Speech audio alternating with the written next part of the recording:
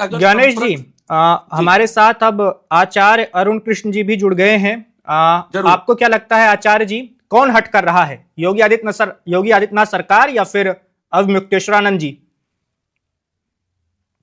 देखिए, शास्त्र ने कहा कि सत्यम धर्मोस्तपो योगः, सत्यम धर्म सनातनम। ये किसी भी आचार्य का, धर्माचार्य का प्रथम गुण और सिद्धांत होना चाहिए कि वो सत्य के मार्ग पे चले। और सत्य ये कहता है कि आपको अपने इतिहास से सीखना चाहिए कि वर्तमान कैसा है। इतिहास के शासकों से सीखना चाहिए कि आपके वर्तमान के शासक कैसे हैं। आप यदि इस अपने व्यक्तिगत पदोलोभ में, व्यक्तिगत लाभ में, व्यक्तिगत किसी भी रुचि में यदि आप फंस के रह जाएंगे तो आप धर्माचार्य नहीं है, आप पापाचार्य हैं। यहाँ पर जो समस्या है थोड़ा वो आज स्पष्ट की नहीं कीजिए है। आचार्य जी, यहाँ पर कौन जो लोभ में समस्या फंसा है हुआ वो है, यहाँ पर जो कौन से समस्या है, व्यक्तिगत हित हैं? ये यहाँ पर जो समस्या है वो आज की नहीं है। देखिए, ये जो अभी मुक्तेश्वरानंद जी हैं, 365 दिन वर्तमान सरकार की आलोचना करते हैं। 365 दिन, चाहे कितना अच्छा काम हो, कितना शुभ काम हो, इनका केवल इनके पास एक रेडियो है, उस रेडियो को ये चला देते हैं। एक व्यक्ति, मैं आपको उदाहरण के तौर पे एक बात बोलूंगा। जब अतीक अहमद नाम का आतंकवादी मारा गया तो वे उसकी भी आलोचना सरकार की कर रहे थे। आप सोचिए, इनकी आलोचना की जो इनका दृष्टिकोण है और जो आलोचना का लक्ष्य है, वो उसकी पराकाष्ठा थी कि इन्होंने अतीक अहमद के पक्ष में भी बोला। जबकि आपको एक इसको उदाहरण सही समझाऊंगा। जब भगवान राम ने वाली को मारा तो वाली ने भगवान राम को आक्षेप किया और कहा कि तुम चाहते तो मैं रावण की गर्दन में रस्सी बांध के ले आता, लेकिन तुमने मुझे धोखे से मारा। वीर महावीर होकर तुम ऐसे हो जैसे राख और भस्म में रहता हुए कोई अग्नि का हिस्सा। तुमने छल से मुझे मारा। तो भगवान राम ने क्या कहा? मैं ये शंकराचार्य को, मैं समझाने वाला कोई नहीं होता, लेकिन भगवान राम के आचरण सिद्धांतों पर भी शंकराचार्य जो है तथाकथित नहीं चल रहे। भगवान राम ने क्या कहा?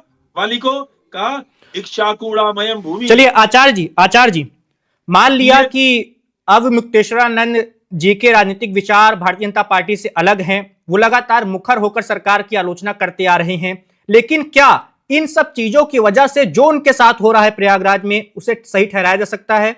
उन्हें स्नान करने नहीं दिया गया, पालकी उनकी रोक दी गई। आप विषयांतर हो रहे हैं। आपने क्या कहा कि राजनीतिक पार्टी से उनकी विचारधारा अलग है। इसका मतलब वो ये कह रहे हैं कि आदित्य योगीनाथ अधर्मी हैं, और जिस मुल्ला मुलायम ने उनको गिरा गिरा के लठ से गिरा के पीटा, वो धर्म पे चल रहा था। जिसको कह रहे भैया साष्टांग प्रणाम कर लिया मुझे, मैंने क्षमा कर दिया, उनको क्षमा कर दिया। लेकिन जिस व्यक्ति ने लेकिन आचार्य जी, मेरा जो कहना था, माता प्रसाद पांडे का नाम जानते हैं आप? वो उत्तर प्रदेश विधानसभा में नेता प्रतिपक्ष हैं, वो समाजवादी पार्टी के वरिष्ठ नेता हैं, स्पीकर भी रह चुके हैं यूपी विधानसभा में। वो जाकर स्नान कर लिए, उनके भी तो राजनीतिक विचार अलग है ना। मेरा कहना है कि राजनीतिक विचारों को धर्म से अलग देखा जाना चाहिए, भले ही वो सरकार का विरोधी इंसान हो, लेकिन अगर वो अपने आस्था को लेकर वहां स्नान करने जा रहा है तो उसे करने दीजिए। वैभव जी, कैसी बात कर रहे हैं आप? एक व्यक्ति शंकराचार्य के पद पर बैठकर और अतीक अहमद जैसे आतंकवादी का पक्ष ले रहा है, कह रहा है कि ये न्याय का विषय है, ये सरकार निरंकुश हो गई है, ये इसे विचारधारा कहते हैं। मैं आपको इसीलिए वो श्लोक समझा रहा था जिसमें भगवान राम ने खुद कहा। तो फिर प्रधानमंत्री नरेंद्र मोदी ने प्रणाम क्यों किया था अंबानी के घर में अवमुक्तेश्वरानंद जी का?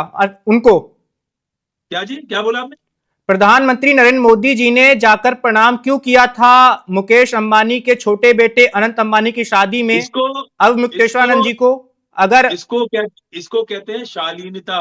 तो वही शालीनता प्रयागराज के अधिकारी भी दिखा देते जब वो स्नान करने जा रहे थे। तो लेकिन यदि आप प्रशासन को ताक पे रखकर, आप नियम कानून को ताक पे रखकर सबको ठेंगा दिखा के काम करोगे तो इस उद्दंडता के लिए आपके साथ वही बर्ताव होना चाहिए जो सब। लेकिन मैं एक चीज सभी राष्ट्रीय चैनलों से मैंने बोला, जिन बच्चों की सिका खींची गई, जिनको लठ से मारा गया, उन पुलिस अधिकारियों को, उन सिपाही दरोगा को तुरंत कार्रवाई करते हुए उनको निलंबित करना चाहिए। उनका ये साहस कैसे हुआ कि उन पंडित बटूक पंडितों को, ब्राह्मणों को पीटा गया, ये उनकी साहस और ये मर्यादाहीन काम था, उनको तुरंत निलंबन करना चाहिए। मैंने सभी चैनलों से बोला, लेकिन जो ये अभी मुक्तेश्वरानंद जी कर रहे हैं, ये पूरी तरह से राजनीतिक कठपुतली बन के रह गए। और मैं इनके लिए बोलूंगा, अवश्य में भुक्तव्यम कृतम कर्म समासमम न भुक्तव्यम क्षीते कर्म जन्म कोटि सतारपि।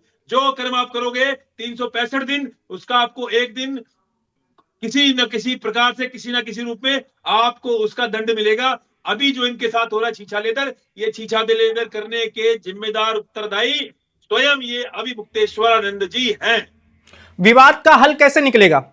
जो अभी प्रयागराज में हो रहा है वो खत्म कैसे होगा? क्योंकि मुझे नहीं लगता कि अब मुक्तेश्वरानंद जी मानने वाले हैं। 5 दिन से धरने पर बैठे हैं, धरना खत्म नहीं करेंगे वो जब तक माफी नहीं मांगी जाएगी अधिकारियों के द्वारा।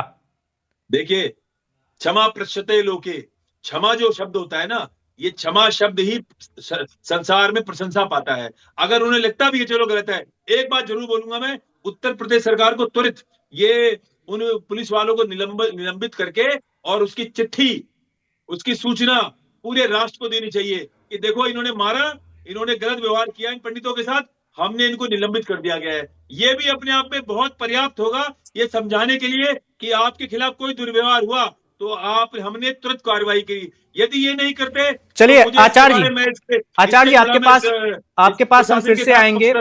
हमारे साथ पंडित डीपी शास्त्री जी भी जुड़े हुए हैं और इसके साथ ही रामलला सरकार जी भी हमारे साथ अभी जुड़े हुए हैं। सबसे पहले रामलला सरकार जी के पास चलेंगे, उसके बाद फिर डीपी शास्त्री जी आपके पास आएंगे।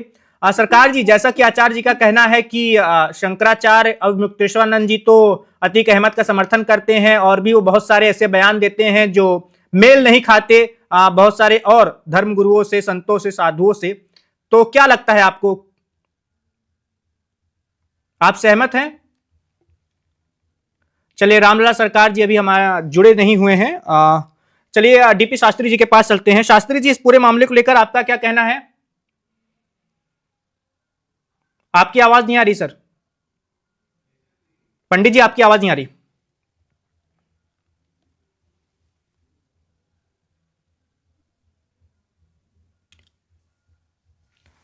पंडित जी अभी आपकी, जी बोलिए। मैं कह रहा हूं, क्रोध की बुद्धि दैत्य समान।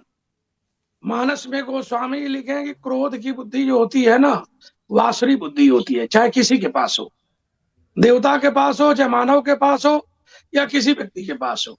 शंकराचार्य जी के ऊपर जो कुछ हुआ है, जो हो रहा है, रोज जैसे कहे वैसे हम भी करने लगे तो फिर हमारे उनमें क्या अंतर हो जाएगा?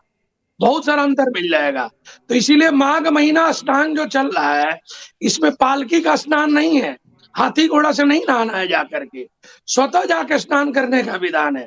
वो हट कर दिए, जिद कर दिए, मैं पालकी से जाऊंगा, मैं ऐसे करूंगा, वैसे करूंगा, सरकार ऐसे करती है। नहीं करना चाहिए शंकराचार्य जी को। जब 3 शंकराचार्य नॉर्मल स्नान कर लिए, सब साधु संत ऐसे नहा रहे हैं जाकर के, तो आपको जिद नहीं करना चाहिए। और आप विवाद के घेरे में इसलिए हैं कि काशी विद्वत परिषद के द्वारा जो शंकराचार्य का चयन होता है, नियुक्ति होती है, उस मार्ग से आपका नहीं हुआ है। स्वरूपानंद जी चले गए, उत्तराधिकारी आपको बना दिए, उत्तराधिकारी होकर आप बैठ गए और बैठ करके उस पद से, उस आसन से, उस गरिमा के पालन आप नहीं कर रहे हैं। हो सके भगवान है, हम मानते हैं भगवान है, हम प्रणाम भी करना चाहते हैं, बाकी ऐसा आप ना कीजिए जिससे खेद हो, दुख हो और एक सनातन को कष्ट हो। पहली बात। दूसरी बात यह है, स्नान सबका है।